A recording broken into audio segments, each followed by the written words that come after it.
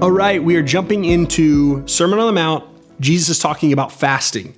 Now, there's a really interesting observation, Amy. Right off the bat, he says, and when you fast. So help us understand, why is that important? Yeah, when you fast is important because it's not if you fast. There's a big difference there, right? Jesus is beginning this whole conversation with an expectation that people in his kingdom are going to be people who fast. Yeah. And I think we have to kind of stop and pay attention to that and consider also Jesus fasted. Yeah. This was something he practiced to be in deep communion with God. And so he's letting us know here, he's got an expectation that we're going to do this. It is a spiritual discipline that we're called to have. Yes. It's expected of us as we follow Jesus.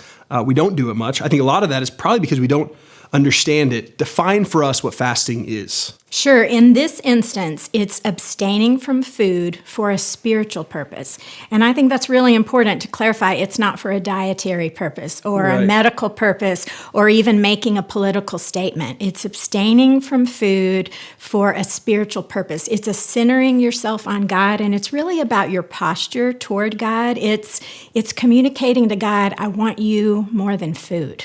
I want you more than anything. Does fasting always need to be about abstaining from food? Is fasting always a food thing? No, I don't think it's always a food thing. I think you can fast from anything because fasting is really about your posture towards God and communicating that you're giving something up, not to get God to act for you. Yeah, that's important. But just to be open to God and to communicate your dependence on him. It's a denial of something out of a dependence. And again, not that it's a denial to see, look what I've done, God, now I've earned extra credit with you. I'm going to fast from social media. I'm going to fast from something so that I can put my focus more on Christ in a deeper way. It has to be God-centered. Yeah, that's Anything good. else, it's not spiritual fasting. It needs to be God-centered. Yeah, that's awesome. And I love how you talk about it in your definition of it is a communing. I mean, fasting should produce a communing with God in a deeper way and not a transactional thing. I think that's big. Okay, so give us, these groups are going to make a ton of observations themselves and unpack it and apply it in their own group. But give us an observation that sticks out to you, that pops off the page in this section. Absolutely. What pops off the page pops off because it's a little short phrase and it's in there twice. And it's the phrase, in secret.